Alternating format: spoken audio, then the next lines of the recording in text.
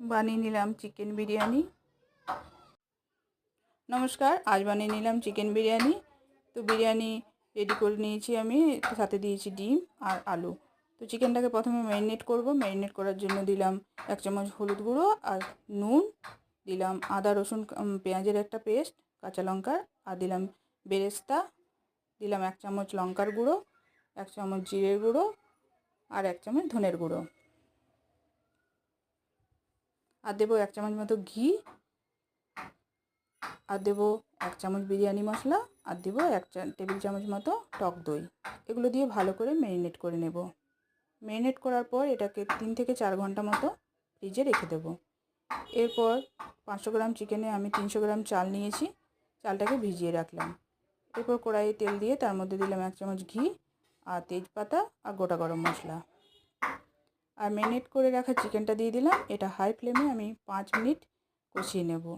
কষানো হয়ে গেলে দিয়ে দেবো 2 কাপ মতো গরম জল, আর দেবো আগে থেকে ভেজে রাখা আলু।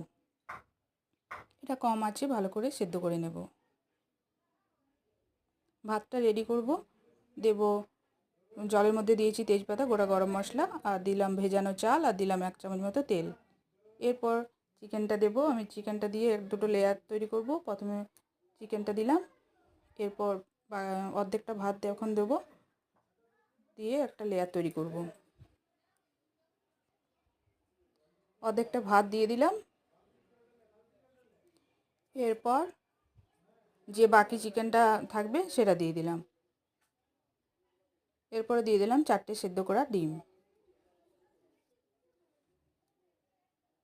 এরপর বাকি যে ভাতটা আছে সেটা দিয়ে দিলাম।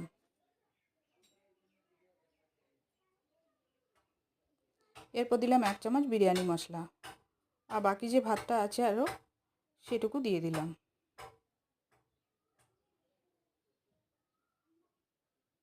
আর দিলাম বেরেস্তা, আর দিলাম 2 চামচ মতো ঘি। শেষে দেব বেরেস্তা। এটাকে ঢাকা দিয়ে আমি 15 মিনিটের জন্য কম আঁচ করে দমে রেখে দেব। 15 মিনিট পর আমাদের চিকেন বিরিয়ানি রেডি। পুরো ঝরঝরে আমাদের বিরিয়ানি তৈরি হয়ে গেছে। এটা আমি স্যালাডের সাথে পরিবেশন করব।